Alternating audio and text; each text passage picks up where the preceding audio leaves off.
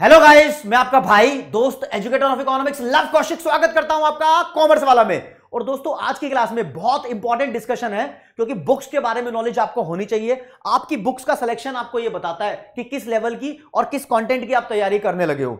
Basically आपको NCERT और reference book के बीच का अंतर पहले पता होना चाहिए, फिर मैं आपको सब्जेक्ट वाइज बताऊंगा कि कौन से सब्जेक्ट के लिए कौन सी रेफरेंस बुक मैं सजेस्ट कर रहा हूं। पहली बात तो एनसीईआरटी है ना, बहुत टाइम से अपडेट नहीं हो रही है। अगर इस बार अपडेट होने की घोषणा भी हो गई है तो आपको यह जरूर पता होना चाहिए कि जो एग्जाम स्टाइल क्वेश्चन होते हैं ना, जैसे कि नई नई वैरायटी के क्वेश्चन आ रहे होते हैं, वो एनसीईआरटी के अंदर नहीं होते। प्रीवियस ईयर क्वेश्चंस यानी पुराने साल में जो क्वेश्चन पूछे जाते हैं वो एनसीईआरटी के अंदर आपको स्पेशली ये लिखकर नहीं मिलते कि ये क्वेश्चन पिछले साल आया था।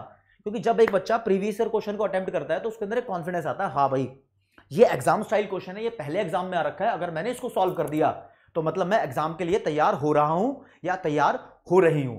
तो एक बेस्ट प्रिपरेशन का मादा जो रखती है वो बेसिकली रेफरेंस बुक्स रखती हैं। रेफरेंस बुक्स में क्या है ना, content year by year modify होता रहता है। जिस हिसाब से आपका पेपर बनने का पैटर्न चेंज होता रहता है उसी हिसाब से रेफरेंस बुक वाले अपने आप को अपडेट करते रहते हैं। खैर, बात करूंगा सब्जेक्ट वाइज, एनसीईआरटी भी इंपॉर्टेंट है। जब मैथ्स की बात करो तो मैथमेटिक्स सबसे पहले, उसके बाद बिजनेस स्टडीज, फिर अकाउंटेंसी और फिर लास्ट में मैं आपको इकोनॉमिक्स बताऊंगा क्लास 12th कॉमर्स स्ट्रीम के लिए। खैर, इकोनॉमिक्स वाले तो ह्यूमैनिटीज में भी होते हैं तो वो भी सुन सकते हैं उस बात को, कोई दिक्कत वाली बात नहीं है। हाँ, मैथ्स की बात करो तो यार एनसीईआरटी नंबर 1 पे। एनसीईआरटी हर हाल में हर तरीके में तुम्हें एनसीईआरटी करनी करनी है। उसके बाद आप कोई रेफरेंस बुक कर सकते हो जैसे कि आरएस अग्रवाल या आरडी शर्मा, दोनों मत करना, एक कर लेना, वही काफी है 12th क्लास के लिए। दूसरे नंबर पे बात बताऊंगा आपको बिजनेस स्टडीज की। बिजनेस स्टडीज के लिए भी एनसीईआरटी करनी है। एनसीईआरटी का कंटेंट बहुत जरूरी है। क्यों जरूरी है? क्योंकि बाबू जो आपका पेपर चेक होता है ना, तो पेपर चेक करने के लिए जो टीचर बैठे होते हैं उनको क्वेश्चन पेपर के साथ एक मार्किंग स्कीम भी मिलती है जिसमें क्वेश्चन के आंसर लिखे होते हैं। जो क्वेश्चन के आंसर लिखे होते हैं ना, वो आंसर के पॉइंट्स एनसीईआरटी से उठाए होते हैं। तो आपको एनसीईआरटी की लैंग्वेज जरूर ध्यान रखनी है। उसके बाद आप एनसीईआरटी के साथ साथ चला लो, कोई रेफरेंस बुक चला सकते हो। मैं आपको 3 नाम सजेस्ट करूंगा, पूनम गांधी, सुभाष डे, आर.के. सिंगला। कोई भी कर लो, तीनों बुक अपने आप में अव्वल दर्जे की है। इन तीनों में से कोई भी बुक आप उठा लोगे तो आपको उसके पीछे प्रीवियस ईयर क्वेश्चन मिल जाएंगे, आपको उसके पीछे एग्जाम स्टाइल क्वेश्चन मिल जाएंगे, केस स्टडी मिल जाएगी, जेन्युइन आपको वो चीजें मिल जाएंगी जिस तरीके से पेपर में क्वेश्चन फ्रेम हो रहे हैं, वो चीजें मिल जाएगी। अच्छे लेवल की ग्लोसरी मिल जाती है, यानी एक ग्लिम्स मिल जाती है अच्छे अच्छे लेवल की सब्जेक्ट्स की, वहां पर टर्मिनोलॉजीज की, जिससे आपको अच्छे लेवल का ज्ञान हो जाता है। तो ये थी बिजनेस स्टडीज की बात। अब बात करेंगे अकाउंटेंसी में। अकाउंटेंसी में बच्चे बिल्कुल भी एनसीईआरटी प्रेफर नहीं करते, तो मैं भी सजेस्ट नहीं करता क्योंकि अकाउंट्स में ना एक हाई लेवल की तैयारी की जरूरत पड़ती है। तो एनसीईआरटी उसके लिए मुझे मोर देन इनफ नहीं लगती। यानी आपको सिर्फ इनफ से काम थोड़ी चलाना है, मोर देन इनफ से काम चलाना है। तो उसके लिए रेफरेंस बुक में आपको सजेस्ट करूंगा कि आप टीएस ग्रेवाल, डीके गोयल या एक पीसी तुलसियान नाम की बुक आती है, पब्लिकेशन है, तुलसियन बोलते हैं, इन तीनों में से कोई भी ले सकते हो। तीनों नहीं, 2 भी नहीं, कंफ्यूजन में नहीं डालना, कोई भी एक बुक लेके चलो, पकड़ के चलो, उससे नंबर आ जाएंगे, उसकी प्रैक्टिस करो, पूरा उसको करो। अब पता है क्या, तुम्हारे मन में जो डाउट रहता है, सबके मन में डाउट रहता है यार, अच्छा मेरा रिश्तेदार फलाना दोस्त या फलाना जानकार ने ये पर्टिकुलर बुक पढ़ी है और इस बुक से पढ़ के वो 90+ नंबर लेके आ गया या 100 आउट ऑफ 100 नंबर लेके आ गया, तो मुझे भी वही वाली बुक पढ़नी चाहिए, उससे ही मेरे नंबर आएंगे। ऐसा कुछ नहीं है। अगर एक बच्चे के टीएस ग्रेवाल को पढ़ के पूरे नंबर आए हैं तो एक बच्चे को मैं ऐसे भी जानता हूं जिसको डीके गोयल को पढ़ के पूरे नंबर आए हैं। समझ रहे हो? ये दोनों ही जबरदस्त लेवल की बुक्स हैं। तो आप कोई भी बुक पढ़ लो, कंटेंट बड़ा मजेदार है, बस आपको लैंग्वेज सूट करनी चाहिए। और हाँ, एक बात आप मुझे कमेंट सेक्शन में बता सकते हो कि आपके स्कूल के अंदर कौन से सब्जेक्ट के लिए कौन सी बुक रेफर कराई है या फिर वो एनसीईआरटी से पढ़ा रहे हैं। कमेंट सेक्शन में आप बताओगे तो इससे मुझे भी आइडिया होगा कि किस लेवल का आजकल स्कूल के अंदर मतलब प्रिपरेशन का तक चक्कर चल रहा है कि कौन सी रेफरेंस बुक वो फॉलो करा रहे हैं। बहुत सारे स्कूल भी भाई फॉलो कराते हैं, नहीं पढ़ा रहे बहुत सारे स्कूल, प्रॉपर एनसीईआरटी से बिल्कुल नहीं पढ़ा रहे।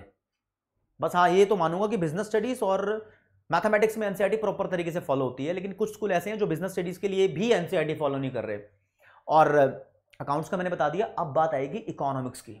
देखो, इकोनॉमिक्स में भी एनसीईआरटी को मैं पूरा भरपूर नहीं मानता, तो एनसीईआरटी को साइड में रखवाता हूं मैं, जिस हिसाब की तैयारी करवाता हूं। खैर, जिस हिसाब से आपको टीचर पढ़ाते हैं वो चीज अपने आप में ही बहुत काफी है, लेकिन आपके पास घर पे एक ऐसी बुक रखी होनी चाहिए ना जिसमें क्वेश्चंस लिखे हों और आप उसमें से प्रैक्टिस करते रहो। ऐसा होना चाहिए। चाहे कोई बोलता हो कि नहीं भाई नहीं, कोई रेफरेंस बुक नहीं होनी चाहिए, नहीं, होनी चाहिए।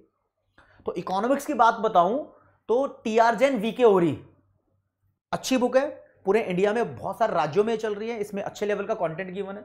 फिर संदीप गर्ग बहुत अच्छी बुक है। आप देखोगे एसके अग्रवाल एक कंसाइज मैनर में बुक बना रखी है, बहुत अच्छी बुक है। इन तीनों में से आप कोई भी बुक से पढ़ाई कर सकते हो, लेकिन आपको ज्यादा वैरायटी ऑफ क्वेश्चंस देखने को मैंने संदीप गर्ग में देखा है कि बहुत सारे क्वेश्चंस लिखे हुए हैं। ठीक है, टीआर जैन वीके ओरी में भी क्वेश्चन है, लेकिन संदीप गर्ग जितने ज्यादा क्वेश्चन नहीं है। तो इन तीनों में से कोई भी बुक ले लो यार, नंबर आ जाएंगे। कंटेंट बहुत अव्वल दर्जे का, बाकी क्वेश्चन हम प्रोवाइड करते हैं, बाकी कंटेंट हम प्रोवाइड करते हैं, वो बहुत बढ़िया है। अब तुम्हारे मन में जो क्वेश्चन रहेगा, सर आपने तो बुक्स के नाम बता दिए, क्या सैंपल पेपर से पढ़ना भी जरूरी है? ये अफवाहें हैं यार।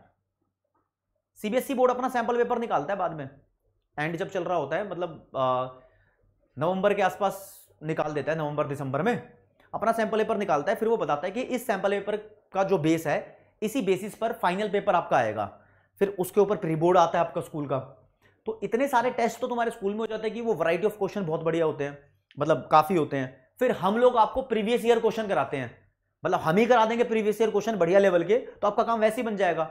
तो सैंपल पेपर तक जाने की जरूरत नहीं है। अगर आपने ये रेफरेंस बुक का कंटेंट कर लिया, वही मोर देन इनफ है। इनके पीछे भी कुछ सैंपल पेपर्स गिवन होते हैं, वो कर लो। अगर आप सब कुछ कर चुके हो, उस बच्चे के लिए बात बोल रहा हूं जो सब कुछ कर चुका है, अब उस लेवल पे पहुंच चुका है कि बस कुछ कंटेंट नहीं बचा, उसने सब कुछ ही कर लिया है, तो भाई फिर सैंपल पेपर ले लेना। और जिस सैंपल पेपर की मुझे मतलब जरूरत पड़ेगी कि मैं आपको बताऊं कि ये वाला सैंपल पेपर बहुत अच्छा है मार्केट में, क्योंकि हर साल उसमें बदलाव आते रहते हैं, तो सैंपल पेपर से रिलेटेड आगे एक वीडियो बना दूंगा। क्योंकि अभी सैंपल पेपर लेने की जरूरत नहीं है, अभी तो आप अपनी रेफरेंस बुक और एनसीईआरटी से पढ़ाई करो। जिस सब्जेक्ट के लिए जो बताया है, उस सब्जेक्ट के लिए उस चीज की पढ़ाई करो।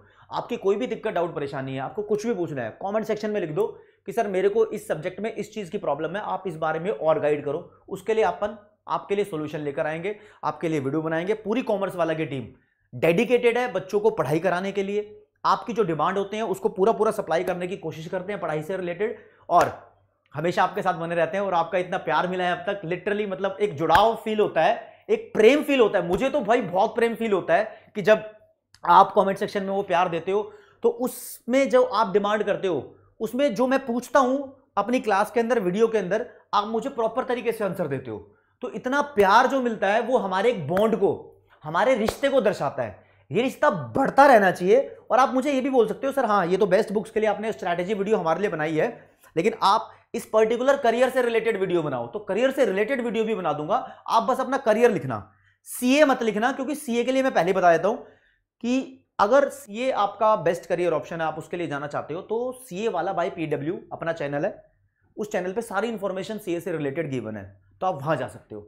बाकी और कोई जो आपको लगता है कि ये मेरे लिए बढ़िया करियर ऑप्शन है, मुझे इसके लिए क्या करना होगा, कौन से सब्जेक्ट पे फोकस करना चाहिए, क्या आपकी रिक्वायरमेंट है, वो मुझे आप बता दो, फिर मैं उसको सप्लाई करूंगा। तो दोस्तों फिर आज की क्लास में इतना ही। जय हिंद, जय भारत, नमस्कार, धन्यवाद।